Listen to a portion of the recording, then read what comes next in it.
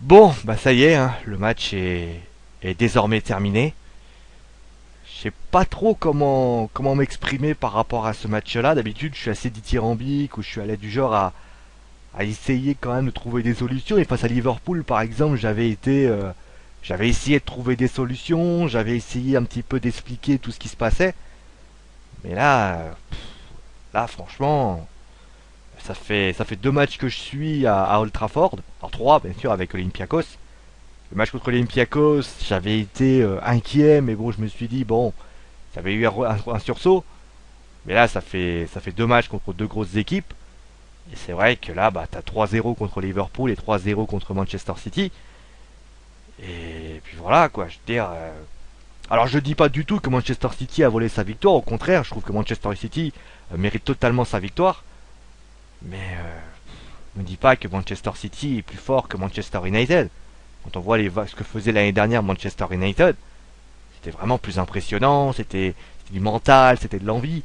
Et surtout, eh bien, Manchester United, ce qui manque aujourd'hui, c'est pas du tout un problème de millions, là.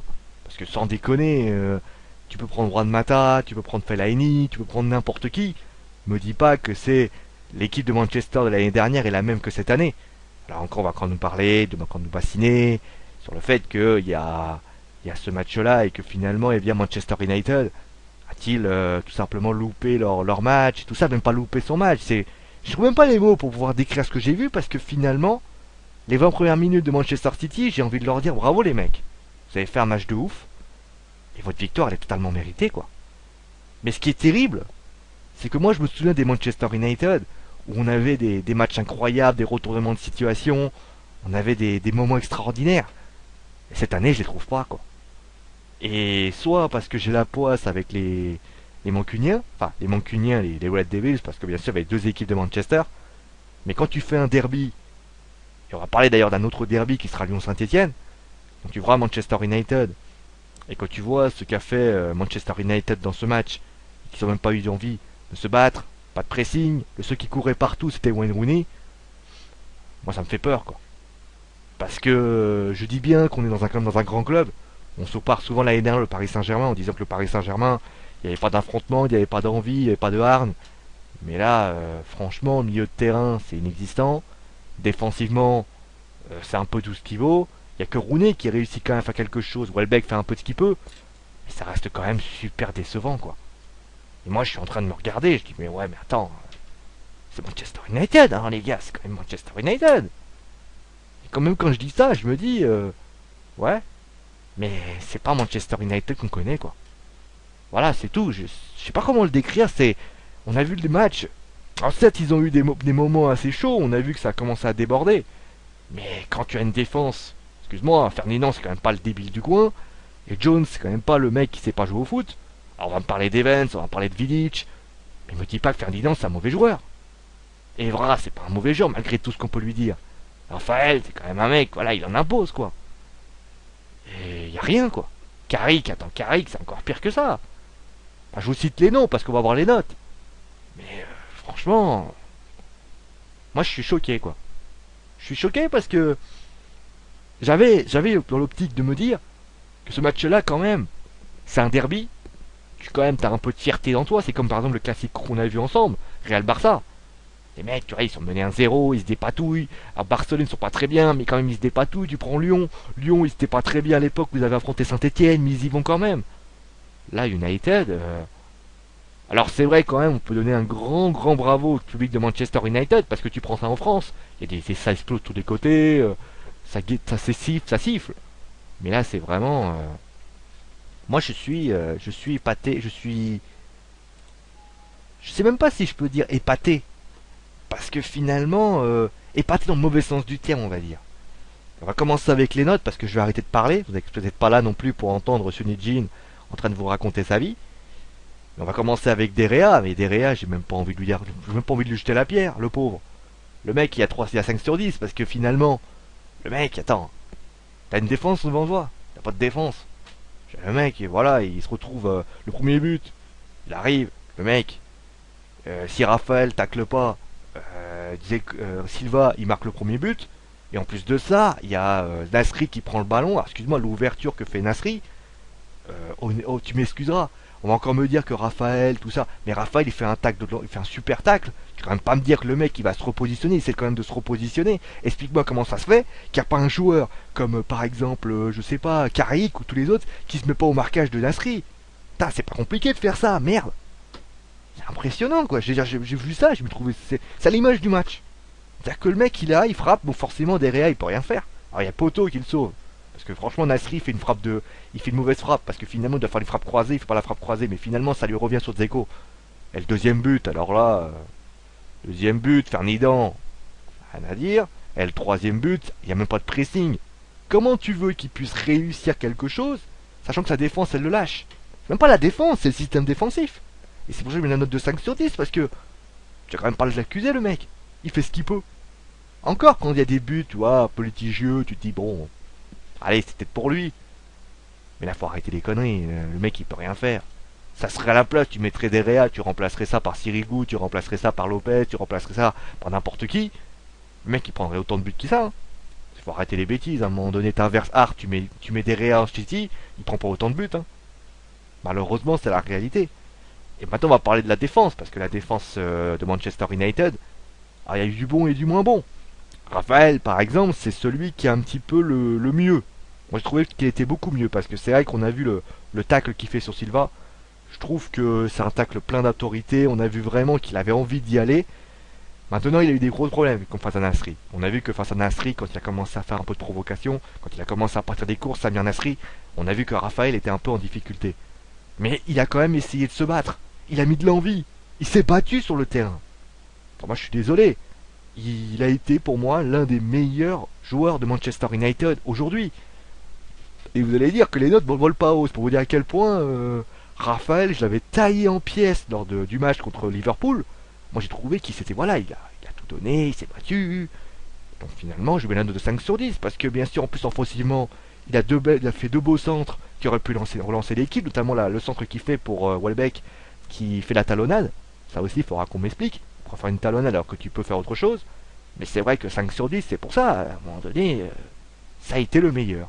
Et on peut pas dire les autres, parce que les autres, bah voilà, c'est un gros problème. Phil Jones, par exemple.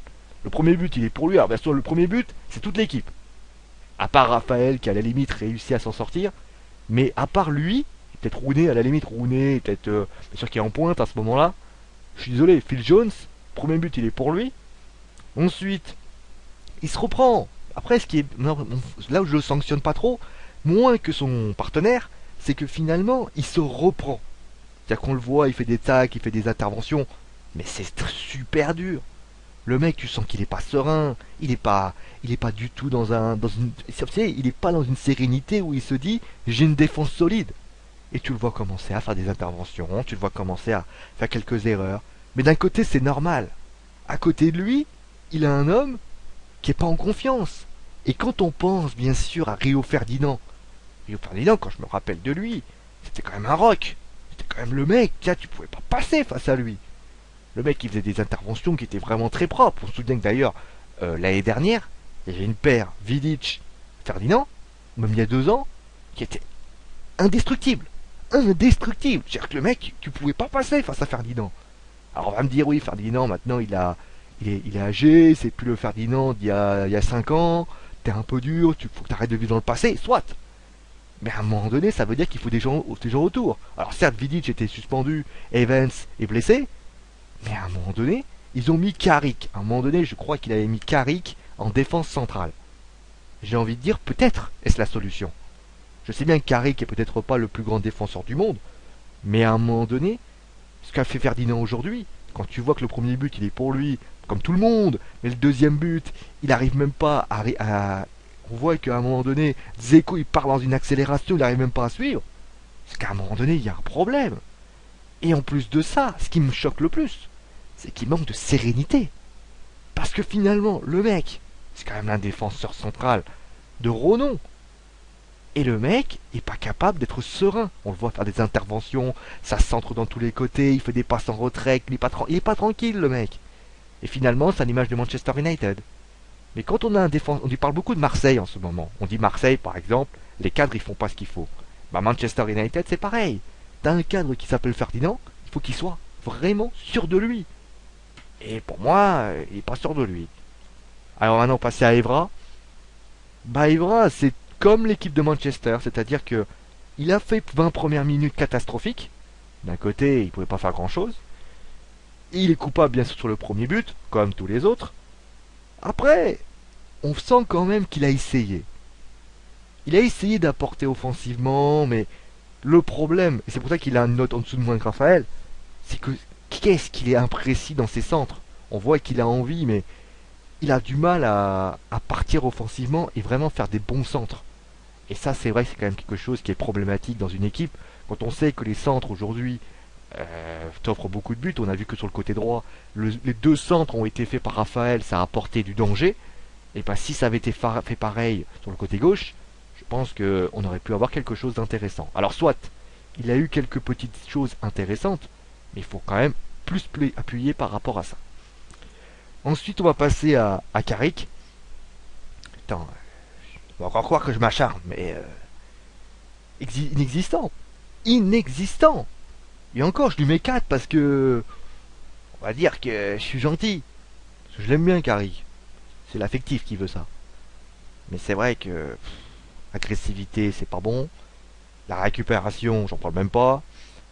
C'est le pressing. Alors le premier but, par exemple, prends l'exemple du troisième but. Il y a le troisième but qui arrive. Alors soit, c'est vrai que maintenant, à ce moment-là, Manchester United est en train de se dire, de toute façon, on n'arrivera pas. Il est même pas au pressing. Prenons Rooney, par exemple. Rooney, il y a 2-0. À ce moment-là, Rooney pourrait très bien dire, bon les gars, vous savez quoi, démerdez-vous. Non, il continue à se battre, il continue à s'arracher. Et le mec, il fait le minimum syndical. Allez, bon, je vais pas au pressing. Non. L'année dernière, Michael Carrick, c'était le mec, c'était un rock. Le mec, il récupérait tous les ballons. Et moi, aujourd'hui, c'est pas ça. Et c'est pour moi, il prend 4 sur 10 à cause de ça. Ensuite de ça, eh bien, il y a Cleverley. Bah alors, Cleverley, c'est pareil que Carrick. De toute façon, Carrick et Cleverley, c'est le même combat. Hein. Les deux ont été, mais mauvais. Pas de pressing, aucune capacité de récupération du ballon. Son transmission, son placement a été très mauvais. Alors soit il a peut-être été un peu mieux dans le sens où il a essayé de prendre un peu le couloir, mais vraiment gratter pour trouver un petit défaut par rapport à ça. Parce que c'est pas suffisant. Alors certes il est remplacé par Kagawa à la mi-temps, ça prouve quand même à quel point David Moyes s'est rendu compte qu'il y avait un souci. Mais le problème c'est que voilà, Cleverley... alors Kagawa on va en parler parce qu'il a été remplacé à la mi-temps. Il a fait quelques petites accélérations, mais c'est pareil, hein, ça reste vraiment trop faible. Kagawa, il faut qu'il... on m'a parlé de ce joueur-là, on m'a parlé de ça à Manchester, à Pompidou du Borussia Dortmund. Honnêtement, moi il m'a pas impressionné. Et ça me gêne beaucoup. J'ai juste à le dire. Allez, maintenant place je suis vraiment déçu. Vraiment, ma voix vous montre à quel point je suis déçu par rapport à Manchester United. Parce que, bah voilà, moi j'adore Manchester United. C'est vraiment un club que j'adore. Je trouve que voilà, c'est un club avec qui j'ai plus grandi. Je suis fan de Liverpool, je suis fan de Manchester United. C'est vraiment deux clubs que j'adore. Et franchement, alors on va me dire ouais, c'est mon côté supporter qui veut ça, mais justement, vous voyez mon côté supporter qui est quand même très très dur par rapport à cette équipe. Mais c'est vrai que quand tu vas prendre le dernier, écoute, voilà quoi, je veux dire, je crois que, est-ce que ceux qui n'ont pas vu le match, je vais en parler rapidement, mais ceux qui ont vu le match, je pense que vous êtes d'accord avec moi. Je lui mets 4 parce qu'il a voulu, il a essayé d'avoir des opportunités, il a essayé de donner. À mon avis, il a un centre qui est pas mal, mais qui est contré par comment on appelle ça, par un défenseur de City. Mais à part ça, honnêtement, je veux bien que il ait des difficultés, qu'il soit en panne de confiance, qu'il soit pas bien. Mais à un moment donné, nous, ce qu'on demande à un joueur créateur, c'est d'orienter le jeu, d'être capable aussi d'être. Mais ce qu'on demande surtout, un peu comme l'a fait Wayne Rooney. Souvenez-vous, regardez Wayne Rooney. Quand il a pris le ballon, il fait toujours une passe, et la passe, elle est vraiment précise. Et moi, je me souviens de Juan Mata, c'est le mec, passait un ballon, le ballon il arrivait. Et donc, moi je suis désolé, ça manque de précision. Tu vois les centres, tu vois les passes, c'est pas suffisant. Et franchement, pour moi, est-ce qu'il n'est pas rentré dans une équipe qui aujourd'hui n'a pas la performance et n'a pas la potentiel pour réussir à lui donner la pleine mesure de ses moyens? c'est peut-être la question que je me pose, parce que c'est vrai qu'aujourd'hui, bah, Juan Mata, il n'est pas le joueur de Chelsea, c'est clair. Alors est-ce que aussi il arrive dans une situation où il était à Chelsea, il jouait pas, aujourd'hui dans un constat d'échec, ça peut être aussi ce cas-là. Parce que c'est vrai que quand tu arrives dans un club et que t'as pas joué beaucoup, il y a la préparation, il y a le fait qu'il faut que maintenant que tu retrouves un rythme. Est-ce que Juan Mata a été recruté pour cette saison ou pour la saison prochaine, ça je ne sais pas, faudrait demander à David Moyes, et j'ai pas son numéro. Mais c'est vrai que c'est... Ça a été voilà quoi, je veux dire... Ça a été l'une des recrues de Manchester United cette année. Hivernal bien sûr parce que l'autre va être estival. Mais c'est pas suffisant quoi. C'est pas suffisant, il doit faire plus. Mais est-ce qu'il peut faire plus? Ça je me pose la question. Ensuite on a Marwan Fellaini. Moi vous savez, j'ai vu notamment le match qu'il a fait contre la Belgique, souvenez-vous, c'était au mois d'août contre l'équipe de France. Et moi j'avais dit putain ce jour-là il est pas mal. Il oriente le jeu, il donne à droite, il donne à gauche, il donne dans l'axe. Tu sens quand même, il est très envie, il donne beaucoup de choses. Et il y a eu justement bah, ces 2-3 blessures qui a eu fait qu'il a manqué de rythme. Et moi, bah, finalement, dans ce match-là, ça représente totalement ce qui lui arrive. Il a remis une frappe qui manque totalement de puissance, et c'est à l'image justement de sa saison, c'est-à-dire qu'il n'y a pas de puissance. C'est, c'est inexistant, quoi. C'est inexistant, et surtout, j'ai l'impression qu'il est toujours à contre-coup finalement. C'est-à-dire que il a cette sensation de se dire de toute façon, moi, je vais avoir des difficultés. Et on voit les coups de coude, on voit les coups un petit peu mauvais. Et moi je pense que Fellaini, surtout qu'il avait été positionné un peu plus haut, j'ai pas compris pourquoi il a été positionné plus haut. Moi j'aurais mis, j'ai mis dans la composition d'équipe, Welbeck, Valencia et Mata au milieu. Fellaini, je l'aurais mis plus derrière. Alors certes, on m'aurait dit, là, Manchester United aurait pris le bouillon, peut-être. Ou alors tu mets Cleverley et truc, et Carrick, mais à un moment donné, il faut... je pense que ce qu'a fait David Moyes, c'est une erreur. Alors certes, il aime beaucoup David Moyes, parce que bien sûr, bah, c'est un joueur qu'il a connu l'année dernière, donc il sait un peu ses qualités.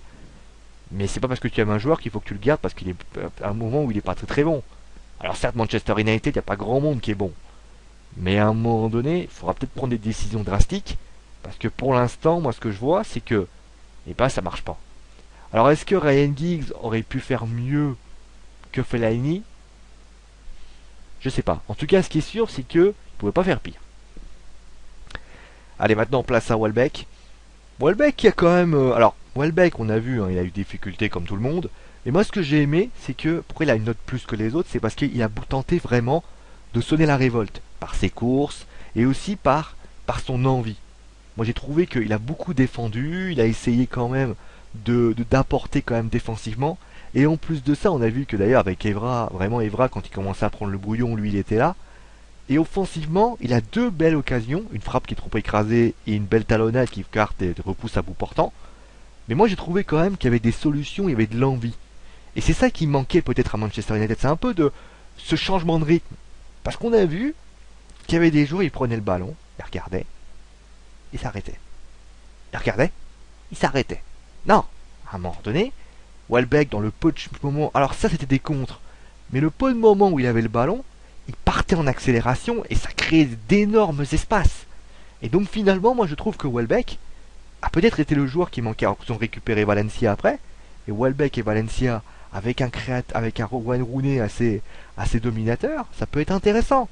Alors ça, il est remplacé par Chicharito, mais pourquoi ne pas remplacer Juan Mata et mettre Chicharito? Parce que oui, c'est vrai que Welbeck était dans une position de deuxième attaquant. Ce qui d'ailleurs a été assez étonnant parce que je trouve que dans le système avec de la provocation, il était intéressant. Mais pourquoi ne pas remplacer Juan Mata? Dire à un moment donné, on va mettre Chicharito, mettre Welbeck, ou alors tout simplement tu remplaces Fellaini il a une remplacé, je crois qu'il a été parti par Valencia. À ce moment-là, toi, ce que tu fais, c'est que tu prends Chicharito et tu remplaces ça, par exemple, par un milieu récupérateur ou autre chose. Tu te retrouves avec trois vrais buteurs, ça peut peut-être marcher. Je sais bien que ça paraît un peu con parce que tu te dis, il y en a deux qui vont se rentrer dedans, mais Rooney peut reculer. D'ailleurs, je comprends pas déjà pourquoi Rooney joue pas au poste normal. Parce que si tu mets Rooney derrière, tu mets Welbeck et Valencia, tu mets Chicharito, ça peut être intéressant. On parle de Nani. Nani, il n'a pas joué un match pour l'instant. Alors qu'il est disponible pour le groupe. Je trouve ça étonnant. Après, moi, je suis pas entraîneur, mais bon, après. Et on va passer, bien sûr, au dernier. Si tu veux que je dise. Qu'est-ce que tu veux que je dise? À un moment donné, il est tout seul, quoi. Je veux dire, à un moment donné, quand tu vois les notes, c'est le seul qui est au-dessus de la moyenne. Parce que ce mec-là, il est impressionnant. Et moi, ça me fait penser à... Je sais que la comparaison va être quand même assez étrange, et je pense que certains vont me dire que c'est bizarre que ce que tu compares. Mais ça me fait penser à André Pierre Gignac à Marseille. C'est-à-dire, alors, au niveau du talent, il est évident que Rooney, c'est 14 000 fois plus que André Pierre Gignac. Hein. C'est-à-dire au niveau de l'état d'esprit, c'est-à-dire que quand il est pas là, bah, c'est comme Cabella à Montpellier, c'est comme Lacazette, c'est comme pas mal d'équipes. C'est-à-dire que quand il est pas là, c'est la merde. Quand il est là, il fait ce qu'il peut. Et c'est exactement ce qui se passe. C'est-à-dire que Rooney, c'est celui qui débloque. Alors certes, quand il est bah, pas aussi décisif que d'habitude, parce qu'il doit se dépenser comme pas possible, bah, finalement il a du mal. Alors certes, il a offert pas mal de choses, il a une belle ouverture pour Mata, il a deux belles frappes que Hart il réussit à récupérer, mais c'est vrai que bah, tout seul, tu peux pas faire grand-chose. Quoi. Allez, maintenant on va passer à Manchester City. Pas grand-chose à dire hein, sur Manchester United. Enfin, pas grand-chose à dire. De plus, on va passer maintenant à Manchester City. Bah, Manchester City, c'est tout simplement le contraire. C'est-à-dire que c'est une équipe qui, on a vu, hein, ils ont 3 matchs de retard. Et s'ils gagnent les 3 matchs, ils pourront limite truster la première place avec 3 points d'avance sur Chelsea. Et moi je pense que cette équipe-là, maintenant qu'elle n'a plus la Ligue des Champions, cette équipe-là peut vraiment remporter la Première Ligue. Ils ont un milieu de terrain mais de folie, une attaque, mais mon pote, on voit quand même qu'ils n'ont pas du tout forcé parce que Yaya Touré à un moment donné il jouait tranquille, allez hop on prend le ballon, on le passe à droite. Et c'est d'ailleurs ce que je voulais dire par rapport à Manchester United, il n'y avait pas de pressing. Et ce pressing, Yaya Touré, Fernandinho, ils ont été tranquilles, et derrière c'est très solide. Alors on va me dire oui mais il y a des pétrodollars, il y a des Qataris, il y a tout ce que vous voulez. Mais le pressing, l'envie, le système, l'aspect défensif, le sérieux, enfin tout ce qu'on a, ça c'est propre à tout footballeur. C'est propre à tout club. Tu peux être Southampton, Olympiakos ou Manchester United ou Manchester City. Ce qu'on te demande en premier lieu, c'est de te battre sur le terrain. Moi je sais pas, c'est comme si moi demain tu disais à un joueur, bon bah écoute t'es gentil, tu vas faire le minimum syndical. Non, un professionnel se doit toujours de se battre quoi qu'il arrive. Olivier Hatton, pour ceux qui poseraient la question. Ils ne s'avouent jamais vaincus. Et c'est ce qui se passe à Manchester City. Ils se battent. Ils se battent sur le terrain. Quand c'est un peu dur, ils se regroupent. Et on a vu d'ailleurs une image, c'est quand Wayne Rooney, enfin quand Manchester United récupère le ballon, et tu vois les 10 joueurs de City qui se retrouvent derrière, et honnêtement, tu vois chacun est à son poste. Chacun fait sa tâche. Et c'est pour ça que City a gagné finalement, parce que certes ils ont un talent exceptionnel, mais il y a également aussi un sérieux qui est équivoque, un respect des consignes. Et ça c'est une réalité. Maintenant place aux notes. Bon les notes de toute façon elles vont être assez rapides hein, bien sûr. Pas grand chose à dire sur Manchester City par rapport à Manchester United. Joe Hart, bon bah Joe Hart il a fait une belle prestation. Alors il a, on va dire, fait quatre actions quand même importantes. Un coup franc de Rooney. On rappelle la parade qu'il fait sur Welbeck quand même, qui est quand même assez difficile. Mais à part ça, vraiment, il aura passé une soirée assez tranquille par rapport à ça. Et c'est pour ça qu'il a la note de 7 sur 10. Ensuite, Zabaleta. Alors pourquoi il a 6 sur 10? Parce que je trouve que, bon, c'est vrai que défensivement, il a été relativement tranquille, même si Evra lui a posé quelques soucis. Ce que je peux reprocher peut-être à Zabaleta, c'est peut-être ses montées. C'est-à-dire qu'il est monté quelques fois, mais je l'ai trouvé un peu timide. C'est pour ça que je mets la note de 6 sur 10, parce que il n'y a pas eu de centre par exemple. Bon alors il y en a, mais je les ai pas vus. Hein. Mais c'est vrai que ça a été globalement un petit peu timide. Et c'est pour ça que je lui mets la note de 6 sur 10. Ensuite, pour Vincent Kompany, franchement, c'est un peu à l'image de Manchester City, c'est-à-dire qu'ils ont fait une grosse pédale d'accélération durant les 20 premières minutes, et après ils ont été tranquilles quoi. Tranquille, peinard, sans problème, des bonnes interventions comme le centre sur de Mata. Et puis après, voilà, ils font descendre offensivement. Il fait une belle déviation sur Fernandinho qui n'arrive pas à la mettre au fond. Très solide. Alors certes, il a peut-être fait un... Il a été averti et c'est vrai que l'avertissement... Je te rappelle qu'il y a 2 semaines, il avait pris un carton rouge à cause de ça. Mais à part ça, honnêtement, Vincent Compagnie, je l'ai trouvé solide, sérieux, appliqué. Ce qu'on demande simplement à un joueur. C'est-à-dire, en plus bien sûr, le talent est important. Mais à un moment donné, ce qu'on demande à la base, c'est le sérieux, l'application, l'implication plutôt, et tout simplement le désir de toujours être présent là, même si c'est difficile. Compagnie, il aurait très bien pu dire, bah écoute, on va un petit peu se reposer. Il s'est jamais reposé, il a toujours fait le minimum syndical. Et quand le minimum syndical il est fait, au moins tu peux ramener des points. À méditer. Ensuite, on a Demichelis. Donc Demichelis, très très bien, moi je trouve. De bonnes interventions. Je trouve que par rapport à son placement et son duel, très intéressant. Je le trouvais très très bien. Alors certes, c'est vrai que bon, c'est pas toujours l'assurance Tourix avec lui, mais pas d'erreur défensive. Donc finalement, 7 sur 10 par rapport à lui. Ensuite, on a Gaël Clichy. Très solide aussi. On a vu quand même sur le centre que Fellaini va récupérer. Très sympa. Après, c'est vrai que d'un point de vue offensif, je l'ai trouvé assez timide, même s'il a pris parfois son couloir. Et c'est pour ça qu'il y a la note de 6 sur 10. Ensuite, on a Fernandinho. Très belle copie du Brésilien.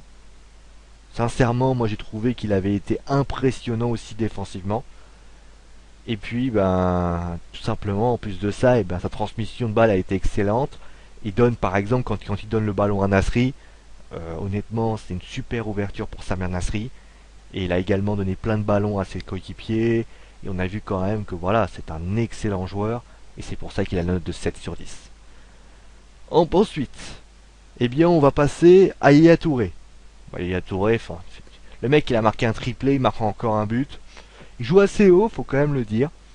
Et c'est vrai que voilà, le mec il a pas eu besoin de forcer son talent quoi. C'est tranquille, pas de prise de tête, la vie est belle quoi. On pourrait dire ça comme ça quoi.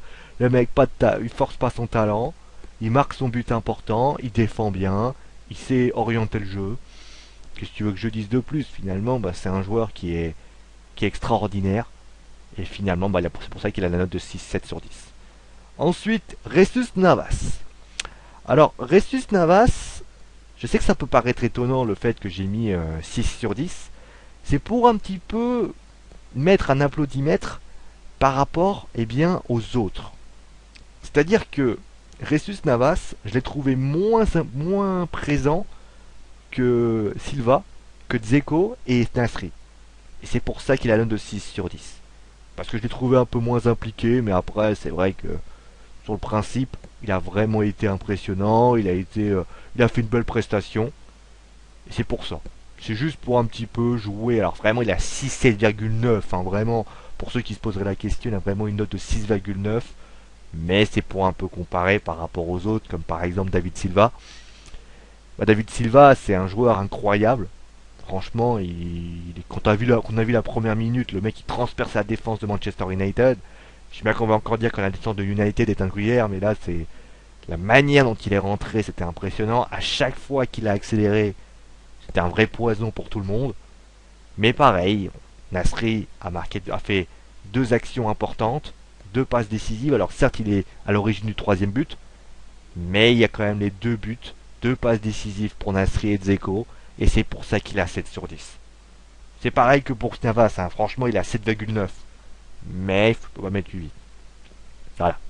Je sais bien qu'il y en a certains qui vont trouver ça complètement dégueulasse, qui vont se dire mais comment tu peux mettre 7 à David Silva alors qu'il a été bien meilleur. Je m'intéresse surtout aux faits. C'est-à-dire que les faits font que Nasri, il a fait 2 passes décisives. Alors ça on va encore me dire oui peut-être qu'il n'a pas été présent dans le jeu, soit. Mais Silva, faut que je juge par rapport aux autres. Et si je commence à mettre 8, 8, 8, on pourrait mettre 8, 8, 8. Mais il faut aussi les actions. C'est-à-dire que si vous voulez, les actions, par exemple, quelqu'un comme, je prends un exemple, hein, quelqu'un comme Compagnie, qui a été solide, a fait des interventions importantes, on va plutôt le mettre en avant. Quelqu'un, par exemple, qui a juste fait le métier, une petite passe, un petit ballon, on récupère le duel, etc. C'est pour ça qu'il faut faire très attention et faire attention. C'est ça la petite différence. Et c'est pour ça qu'il a 7 sur 10, alors vraiment 7,9. Hein. Me dites pas que ouais, t'es sévère, t'as mis 8 sur 10.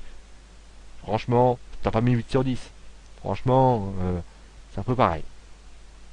Ensuite, on va passer à Samir Nasri. Bah Samir, c'est... Moi, j'aimerais bien qu'il soit pareil en équipe de France, quoi. Parce que quand tu vois ce qu'il fait à Manchester City, alors encore me dire, oui, mais c'est pas les mêmes joueurs qui sont autour de lui. Mais, enfin, je veux pas être méchant. Mais à un moment donné, le football est quelque chose d'universel. Et l'universalité fait que tu dois travailler avec tout le monde. Je crois pas que Cristiano Ronaldo rechigne quand il dit qu'il a pas Bale et Benzema à côté de lui. Il dit voilà, à côté de moi, j'ai peut-être Moutinho, j'ai peut-être d'autres joueurs, et ça sera pareil. Et ben c'est le même principe pour Nasri. Ce que je veux désormais, c'est qu'il soit aussi performant que eh bien, en équipe de France. Alors je sais pas s'il va jouer encore parce que je sais que contre la Hollande, il n'a pas été sélectionné. Mais c'est vrai que voilà, il a été impressionnant, il frappe sur le poteau et Dzeko suit bien. Il fait une passe décisive sur le corner, en plus de ça, il a bien provoqué, il a distillé des bons ballons. Mais ce que je demande maintenant à Samir Assemir, c'est qu'il soit capable de faire pareil en équipe de France. Parce que Manchester City, c'est bien. Mais les grands joueurs se révèlent dans les sélections. Demandez à Zinedine Zidane, demandez à le mec au départ quand il a pas avant ses 2 buts contre le Brésil, les gens disaient oui mais bon c'est un bon joueur. Quand il a marqué contre l'équipe de France en équipe de France les 2 buts, il est passé de rang de grand joueur à légende du football. Enfin au niveau du français bien sûr dans le monde. C'est la même chose. Si Nasri veut devenir un énorme joueur, il faut qu'il réussisse par rapport à ça. Et enfin, eh bien, Edin Dzeko. Dzeko qui a été tout simplement incroyable encore. Je crois qu'il a marqué son 20e but. Doublé. En plus de ça, il n'a pas vraiment récupéré beaucoup de ballons, il faut quand même le dire. Il a récupéré très très peu de ballons. Il n'a pas été extra. Il a pas vraiment touché beaucoup de ballons. Mais c'est ça les grands joueurs. Les grands joueurs, c'est des moments où voilà, il prend les ballons. Et après cela, finalement, il est là, il a quelques occasions, il les met au fond.